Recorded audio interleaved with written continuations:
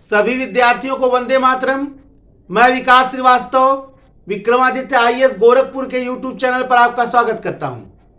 प्यारे विद्यार्थियों, आज हम लोग आधुनिक भारत के पार्ट 2 का अध्ययन करेंगे, जिसमें अति महत्वपूर्ण और अति संभावित प्रश्नों को लेंगे। ऐसे प्रश्न जो आपकी आईएएस की प्रारंभिक परीक्षा, आपकी पीसीएस की प्रारंभिक परीक्षा में महत्वपूर्ण है। ऐसे प्रश्न जो आपको आईएएस की प्रारंभिक परीक्षा में सफलता दिला सकते हैं। ऐसे प्रश्न जो आपके आईएएस की प्रारंभिक परीक्षा या पीसीएस की प्रारंभिक परीक्षा में महत्वपूर्ण प्रश्नों का दोहराव कर सकते हैं। ऐसे प्रश्न जो आपके मन में आईएएस की प्रारंभिक परीक्षा के प्रति उत्पन्न होने वाले भय को समाप्त कर सकते हैं। ऐसे प्रश्न जो आपके आईएएस की प्रारंभिक परीक्षा या पीसीएस की परीक्षा में वरदान साबित होंगे, ऐसे प्रश्नों को लेकर मैं आपके समक्ष इस लेक्चर में पुनः उपस्थित हुआ हूं। और मैंने बार बार बताया है कि प्रश्नों के माध्यम से आपका कॉन्सेप्ट क्लियर कराना, आपके ज्ञान के क्षेत्र को विस्तृत आयाम देना और प्रश्नों की विश्लेषण परक व्याख्या करना, यही मेरा उद्देश्य है और यही आज हम लोग भी करेंगे। इसके बाद हम लोग पार्ट 3 पढ़ेंगे, जो भारत का स्वतंत्रता संघर्ष है, भारत की गौरव गाथा है। आधुनिक भारत के सारे प्रश्न हो जाएंगे। तो आज हम लोग पार्ट 2 पढ़ेंगे। जनरली सामाजिक धार्मिक आंदोलन से यह संबंधित है। पहला प्रश्न है, भारत का प्रथम आधुनिक पुरुष को किसको कहा जाता है? यानी भारत का पहला मॉडर्न पर्सन, यानी पहला आधुनिक पुरुष या पहला आधुनिक व्यक्ति किसको कहा जाता है? तो उत्तर होगा राजा राम मोहन राय। राजा राम मोहन राय भारत के पहले व्यक्ति थे जिन्होंने धर्म के आवरण को हटाकर सारे सामाजिक धार्मिक नियमों को विज्ञान और वैज्ञानिक नियमों के चश्मे से देखना प्रारंभ किया, तार्किकता के चश्मे से देखना प्रारंभ किया, विश्लेषण के चश्मे से देखना प्रारंभ किया। यही कारण है और भारत में सामाजिक धार्मिक आंदोलन के संस्थापक भी माने जाते हैं, प्रणेता भी माने जाते हैं। यही कारण है कि राजा राम मोहन राय को भारत का प्रथम आधुनिक पुरुष भी, first modern person of India भी कहा जाता है। नेक्स्ट प्रश्न है, राम मोहन राय यानी राजा राम मोहन राय को किसने राजा की उपाधि दी थी? तो मुगल सम्राट अकबर द्वितीय ने राजा राम मोहन राय को राजा की उपाधि दी थी और राजा की उपाधि देकर उनको ब्रिटेन भेजा था। अपने पेंशन के बारे में, पेंशन को सुधार करने के बारे में ब्रिटिश सम्राट के पास भेजा था ताकि उनके पेंशन को बढ़वा सके। तो राम मोहन राय को राजा की उपाधि देकर उनके नाम में राजा राम मोहन राय करने का जो कार्य किया था वो मुगल सम्राट अकबर द्वितीय ने किया था। राजा राम मोहन राय द्वारा स्थापित प्रथम संस्था क्या थी? प्रथम संस्था उनका ब्रह्म समाज नहीं थी। राजा राम मोहन राय द्वारा स्थापित जो प्रथम संस्था थी वो थी आत्मीय सभा। आत्मीय सभा जो है वो राजा राम मोहन राय द्वारा स्थापित प्रथम संस्था मानी जाती है। ठीक है, ये बहुत इंपॉर्टेंट प्रश्न है, आप इसको जरूर देखिएगा। और इन्हीं संस्था के माध्यम से पहली बार उन्होंने आडंबर और पाखंड का आलोचना और खंडन करना प्रारंभ किया था। नेक्स्ट प्रश्न है, राजा राम मोहन राय द्वारा स्थापित ब्रह्म समाज का पहले नाम क्या था? भाई उसका पहले नाम ब्रह्म समाज नहीं था। जब 1888 में 28 में स्थापित हुआ, 1828 में जब ब्रह्म समाज की उन्होंने स्थापना की तो उसका नाम ब्रह्म समाज नहीं था। वही प्रश्न है कि 1828 में राजा राम मोहन राय द्वारा स्थापित ब्रह्म समाज का पूर्व नाम क्या था? तो जिस समय उसको स्थापित किया गया उसका नाम था ब्रह्म सभा। ठीक है ना? तो ब्रह्म समाज का जो प्रारंभिक नाम था वो क्या था? ब्रह्म सभा।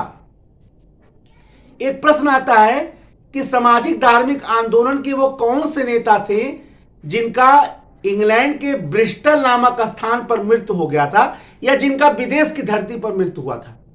तो उत्तर राजा राम मोहन राय ही होगा। ठीक है ना?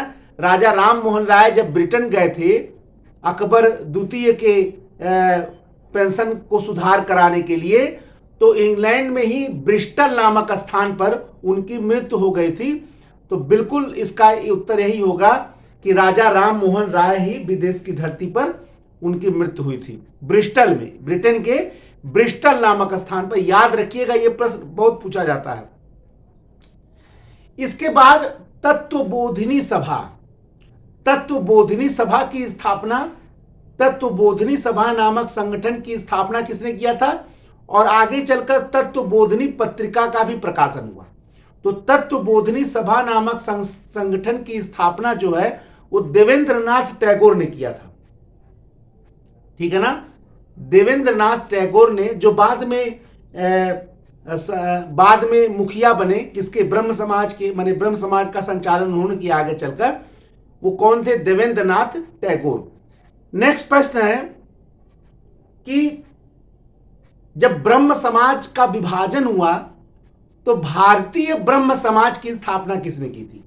ब्रह्म समाज का जब विभाजन हुआ तो वो एक नया संगठन बना, भारतीय ब्रह्म समाज। तो इस भारतीय ब्रह्म समाज की स्थापना किसने किया था? तो भारतीय ब्रह्म समाज के संस्थापक जो थे वो केशव चंद्र सेन थे। कौन थे? केशव चंद्र सेन। और आपको यह भी बता दूं कि अगर किसी दिन एग्जाम में यह आवे कि वे कौन से सामाजिक धार्मिक आंदोलन के प्रमुख नेता थे जिनके कारण ब्रह्म समाज एक अखिल भारतीय स्वरूप धारण कर सका, यानी ब्रह्म समाज को पूरे भारत में पहुंचाने का काम अगर किसी ने किया तो वो कौन थे? केशव चंद्र सेन। केशव चंद्र सेन ने ही भारत ब्रह्म समाज को अखिल भारतीय स्वरूप प्रदान किया था। ठीक है ना? ये वही केशव चंद्र सेन हैं जिन्होंने ब्रह्म समाज के विभाजन के बाद भारतीय ब्रह्म समाज की स्थापना की। इसके बाद प्रार्थना समाज के संस्थापक कौन थे? 1867 में स्थापित प्रार्थना समाज, जो महाराष्ट्र में स्थापित हुआ था, प्रार्थना समाज के संस्थापक थे आत्माराम पांडुरंग। डॉक्टर आत्माराम पांडुरंग ने 1867 में बंबई में किसकी स्थापना की थी? प्रार्थना समाज की स्थापना की थी। जैसे बंगाल में पुनर्जागरण के पिता के रूप में जाने जाते हैं राजा राम मोहन राय, उसी प्रकार से पश्चिमी भारत में पुनर्जागरण के नायक या पिता के रूप में किसको जाना जाता है? तो पश्चिमी भारत में पुनर्जागरण के संस्थापक के रूप में एमजी रानाडे जाने जाते हैं। महादेव गोविंद रानाडे। महादेव गोविंद रानाडे जो हैं वो पश्चिमी भारत में पुनर्जागरण के संस्थापक माने जाते हैं। भारत सेवक समाज, भारत सेवक समाज नामक प्रसिद्ध संगठन की स्थापना किसने किया था? Servants of India society. 1905 में भारत सेवक समाज नामक संगठन की स्थापना किसने किया था? सर्वेंट्स ऑफ इंडिया सोसाइटी की स्थापना 1904 में गोपाल कृष्ण गोखले ने किया था। ठीक है ना? भारत सेवक समाज की स्थापना जो है वो किसने किया था? गोपाल कृष्ण गोखले ने किया था। फिर है पाखंड खंडिनी पताका। पाखंड खंडिनी पताका किसने फहराया था आगरा में? पाखंड खंडिनी पताका 1863 में, ठीक है ना, 1863 में आगरा से किसने पाखंड खंडिनी पताका फहराए थे? बहुत इंपॉर्टेंट प्रश्न याद रखिएगा। पाखंड खंडिनी पताका 1863 में फहराने का काम किया था। अच्छा, झूठे धर्मों के विरोध में, जो पाखंड है धर्मों के, जो आडंबर हैं, जो रूढ़ियां हैं, उसके विरुद्ध 1863 में सामाजिक धार्मिक आंदोलन के प्रमुख नेता ने आगरा से पाखंड खंडिनी पताका प्रारंभ किया था, फहराया था। वो कौन थे? वो थे दयानंद सरस्वती। स्वामी दयानंद सरस्वती ने 1863 में पाखंड खंडिनी पताका जो है फहराया था। ठीक है ना? वेदों की ओर चलो या वेदों की ओर लौटो, यह नारा किस प्रसिद्ध सामाजिक धार्मिक आंदोलन के नेता का था?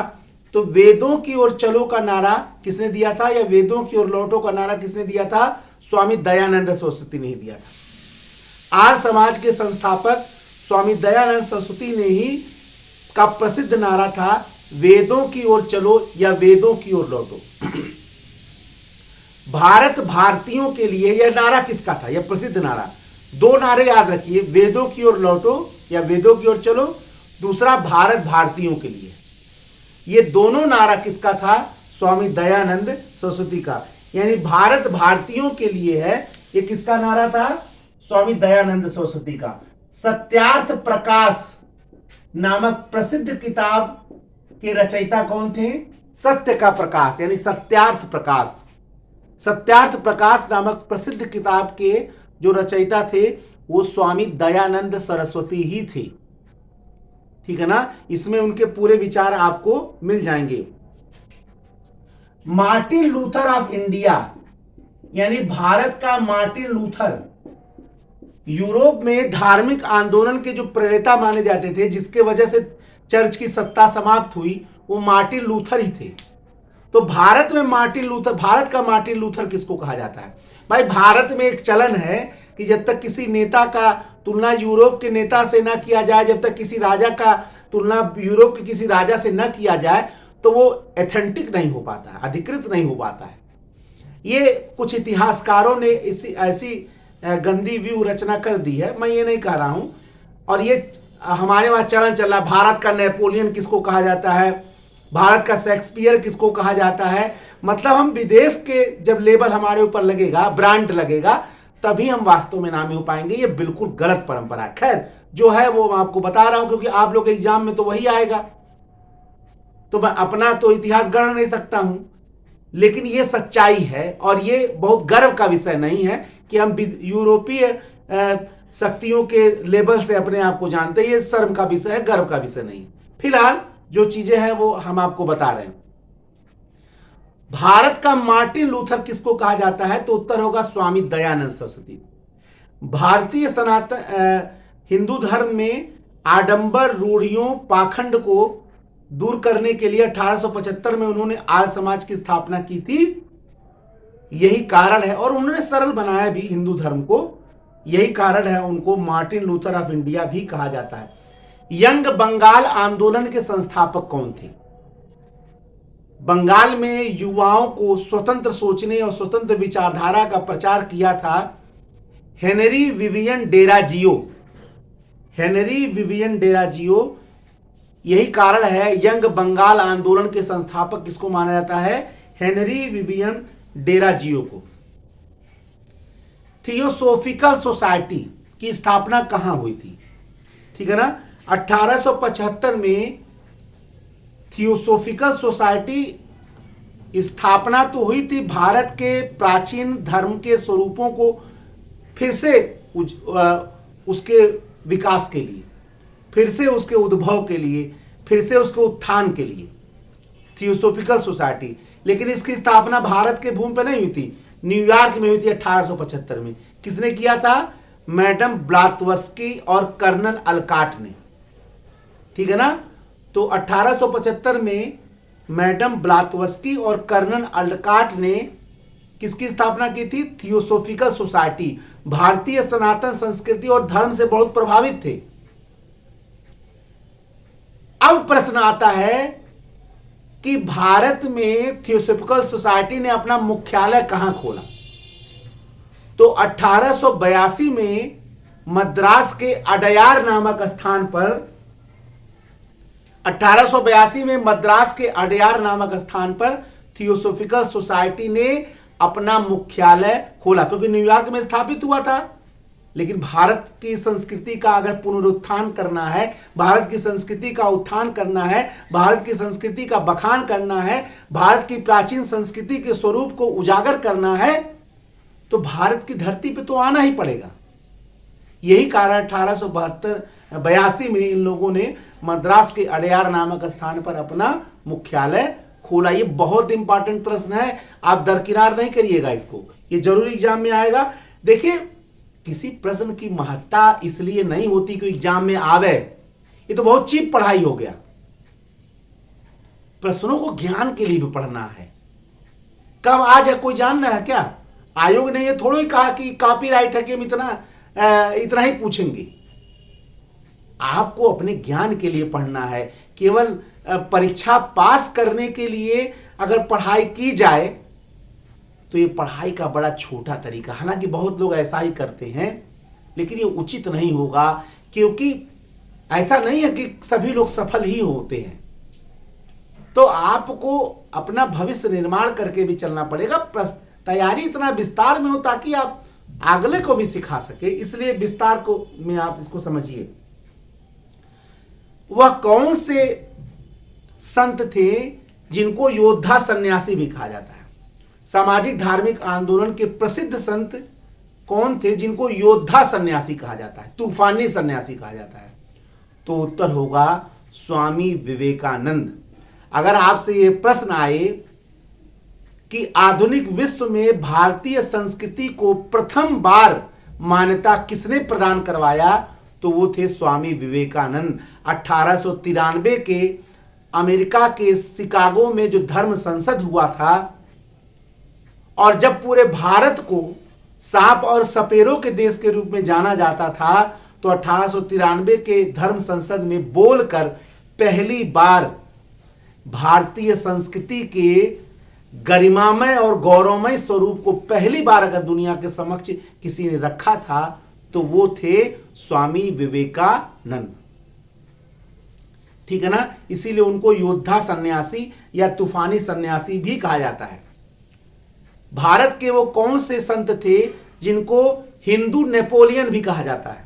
अब मैंने कहा ना कि हमारी तुलना जो है वो विदेशियों से की जाती है, क्योंकि भारत में क्या कोई शब्दों की कमी है क्या कि हम प्रामाणिकता प्राप्त करने के लिए और ब्रांड बनाने के लिए हम यूरोप से तुलना करेंगे? खैर, अब है प्रश्न आपके एग्जाम में आ जाएगा, तो हमारा बताना तो कर्तव्य है, क्योंकि इस समय तो मैं प्रश्नों के माध्यम से ही आपका अध्ययन करा रहा हूं। हाँ, कोई मैंने बताया बार बार, मैं कोई क्विज नहीं खेल रहा हूं। ठीक है ना? मैं कोई प्रश्न उत्तर का गेम नहीं खेल रहा हूं। मैं प्रश्नों के माध्यम से आपको प्रश्नों के माध्यम से पढ़ाने का कार्य कर रहा हूं। ठीक है ना? प्रश्नों के माध्यम से। अब प्रश्न तो बहुत बन सकते हैं, हजारों बन सकते हैं, उतना समय तो है नहीं। सीमित समय में आपको बताना रहता है ताकि आप लोग आसानी से उसको देख सकें। ठीक है ना? तो हिंदू नेपोलियन किसको कहा जाता है? स्वामी विवेकानंद को ही क्या कहा जाता है? हिंदू नेपोलियन भी कहा जाता है। ये बात आप ध्यान से समझे रहिएगा। क्यों?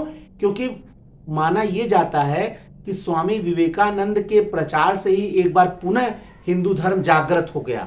और जाहिर सी बात है, हम भारतीय अंग्रेजों के गुलाम बनने के बाद अपनी गौरवमयी गाथा को भूल गए थे। तो पहली बार दुनिया के समक्ष भारत की गौरवमयी संस्कृति को अगर किसी ने उजागर किया, तो वो कौन थे? स्वामी विवेकानंद। इसीलिए उनको क्या कहा गया? इसीलिए उनको हिंदू नेपोलियन भी कहा जाता है। नेपोलियन जो फ्रांस का सम्राट था। जब 1829 में सती प्रथा का अंत किया गया नियम 17 से, तो वो कौन सा व्यक्ति था या कौन सा नेता था जिसने सती प्रथा के अंत का विरोध किया? बड़े सामाजिक धार्मिक आंदोलन के बड़े नेता माने जाते थे। तो वो कौन थे? राधाकांत देव, धर्म सभा के संस्थापक। 1830 में, बहुत इंपॉर्टेंट प्रश्न है, 1830 में इन्होंने एक संगठन की स्थापना की थी, धर्म सभा। बहुत इंपॉर्टेंट, कई बार पूछा गया। तो 1830 में धर्म सभा नामक संगठन के संस्थापक राधाकांत देव ने 1929 में सती प्रथा के समापन का विरोध किया था। जब उनको जलाया जाता तो हो सकता उनको सतियों का दर्द समझ में आता। एक छोटी सी उंगली जल जाती है तो कितना दर्द होता, इसका ज्ञान उन्हें तो राधाकांत देव को रहा नहीं होगा। तो जाहिर सी बात है उन्होंने इसका विरोध किया था। ये बहुत इंपॉर्टेंट प्रश्न है, इसको याद रखिएगा। भारत के दो संगठन हैं सामाजिक धार्मिक, पहला देव समाज और दूसरा है वेद समाज। दोनों एग्जाम में आ सकते हैं। तो देव समाज के संस्थापक थे सत्यानंद अग्निहोत्री और वेद समाज के संस्थापक थे श्रीधरालु नायडू। तो देव समाज के सत्यानंद अग्निहोत्री और वेद समाज के श्रीधरालु नायडू जो हैं वो संस्थापक थे। ये दोनों याद रखिएगा, देव समाज और वेद समाज, ठीक है। इसके बाद जो नेक्स्ट प्रश्न है, 1869 में राधा स्वामी सत्संग, बहुत इंपॉर्टेंट है। राधा स्वामी एक जो संगठन है वो आज भी बहुत तेजी से चलता है भारत में। तो राधा स्वामी सत्संग की स्थापना 1869 में किसने किया था? 1869 में। तो शिवदयाल साहब ने आगरा में 1869 में राधा स्वामी सत्संग की स्थापना की थी। ये इंपॉर्टेंट प्रश्न है, इसको जरूर याद रखिएगा।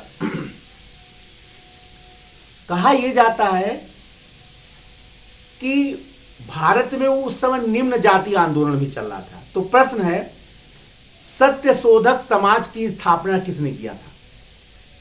तो 1873 में सत्यशोधक समाज की स्थापना जो है वो ज्योतिबा फूले ने किया था। भारत में निम्न जातियों के लिए पहली बार उनके मन में मानवीय गरिमा या मानवीय सम्मान पैदा करने का जो काम किया था वो ज्योतिबा फूले ने ही किया था, ठीक है ना। यही कारण है कि उनके मन में सम्मान की भावना पैदा करने के लिए 1873 में उन्होंने सत्यशोधक समाज नामक प्रसिद्ध संगठन की स्थापना की। फिर गुलामगिरी नामक किताब की रचना किसने की थी? तो गुलामगिरी की रचना भी जो है वो इन्होंने किया था। किसने किया था? ज्योतिबा फूले ने ही किया था। ज्योतिबा फूले को भारत में निम्न जाति आंदोलन का नायक भी माना जाता है, ठीक है ना। पहली बार निम्न जातियों के लिए तार्किक रूप से सोचने का काम जो है वो ज्योतिबा फूले ने ही किया था। बहिष्कृत हितकारी सभा 1924 में बहिष्कृत हितकारी सभा की स्थापना किसने किया था? तो दलित आंदोलन के महानायक डॉक्टर भीमराव अंबेडकर ने, दलित आंदोलन के महानायक डॉक्टर भीमराव अंबेडकर ने 1924 में बहिष्कृत कर गए थे समाज से लोग, उनकी हितकारी सभा और बहिष्कृत हितकारी पत्रिका का भी उन्होंने बाद में प्रकाशन किया। तो बहिष्कृत हितकारी सभा की स्थापना जो है वो किसने किया था? अब दो संगठन के बारे में जरा समझ लीजिए। पहला, हरिजन सेवक संघ, अखिल भारतीय हरिजन सेवक संघ या हरिजन सेवक संघ की स्थापना किसने किया था? दूसरा, अनुसूचित जाति परिसंघ, दो है, दोनों दलितों के लिए ही है। पहला हरिजन सेवक संघ, दूसरा अनुसूचित जाति परिसंघ।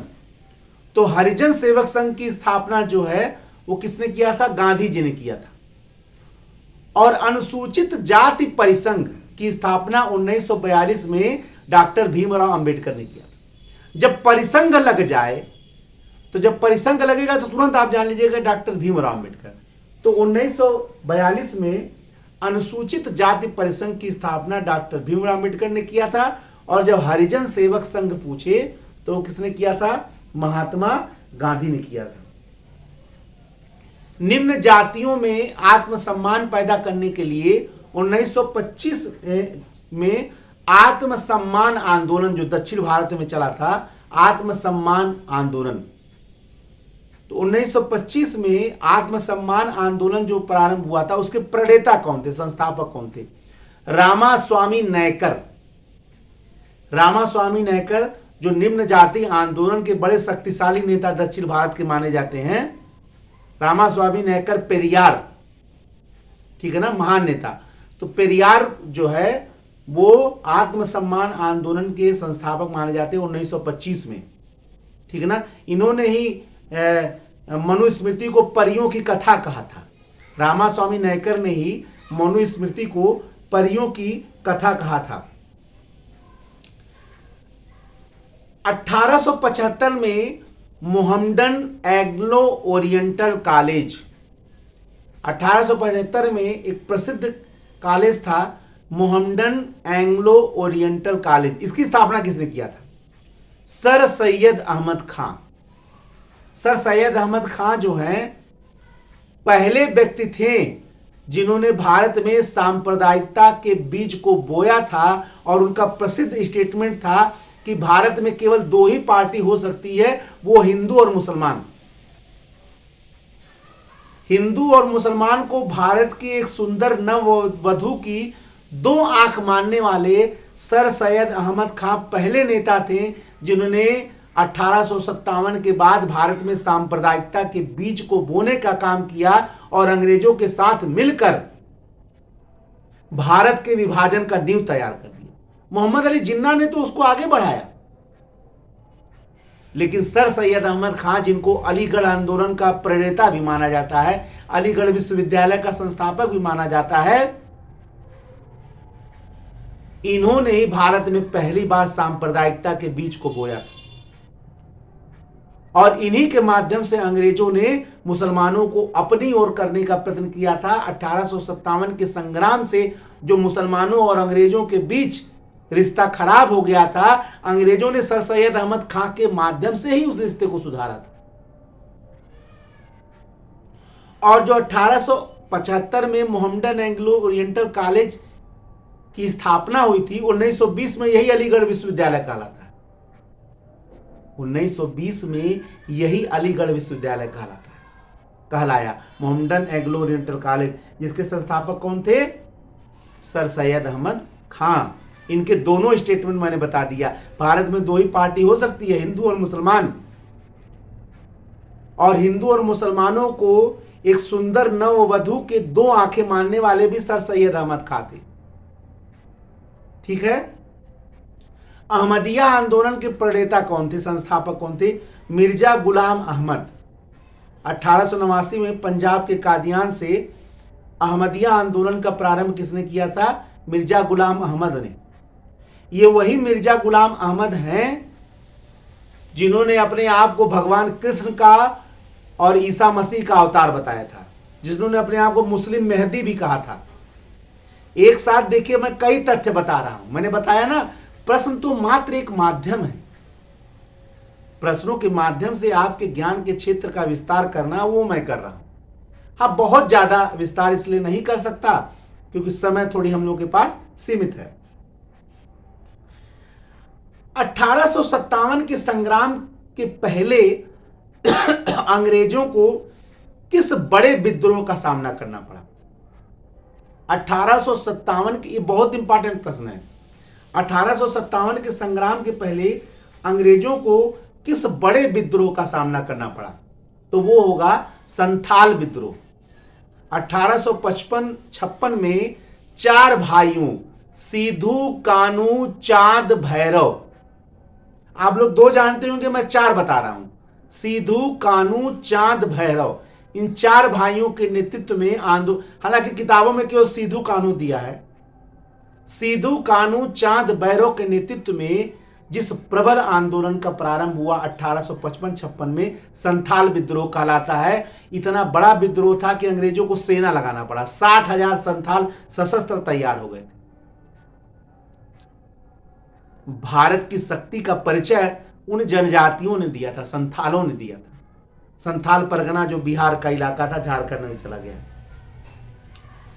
किस जनजातीय विद्रोह को उल-गुलान कहा जाता? उल-गुलान, उल-गुलान माने महाविद्रोह। किस जनजातीय विद्रोह को महाविद्रोह यानी उल-गुलान कहा जाता था?